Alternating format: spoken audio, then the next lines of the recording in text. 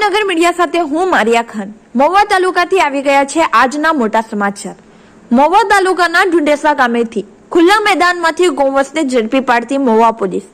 હિન્દુ સમાજમાં ગૌવંશને માતા માનવામાં આવે છે। વેદોમાં લખાયું છે કે ગાય માતામાં 33 કોટી દેવી દેવતાનો સમાવેશ થાય છે। સુરત જિલ્લાના મહુવા તાલુકાના ઢુંડેસા મુકામેથી દિન પ્રતિદિન ગાયોની હત્યા કરાતી હોય છે અને ગૌમાંસનો મોટા પાયે વેચાણ થતો હોય છે। આવી ઘટનાઓથી વારંવાર હિન્દુ સમાજની લાગણીઓ દુભાતી હોય છે।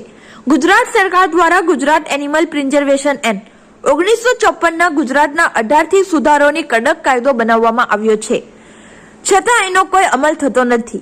2007 થી લઈ 2024 સુધી ગુજરાતમાં 19,862 જેટલી ગાયોને કતલખાને લઈ જવાથી અટકાવવામાં આવી છે, જેનાથી આ સાબિત કરે છે કે ગુજરાતમાં કેટલા મોટા પાયે ગૌવંશની તસ્કરી કરવામાં આવે છે।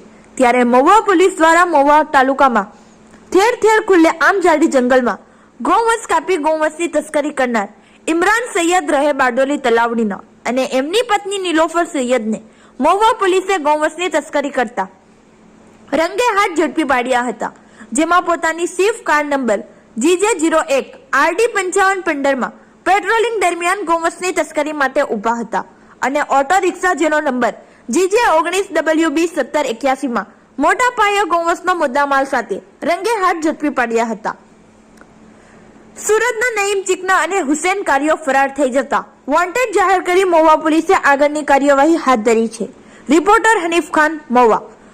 વધુ માહિતી માટે બન્યા રહો આપણી ભાવનગર મીડિયા સાથે। નમસ્કાર, ધન્યવાદ।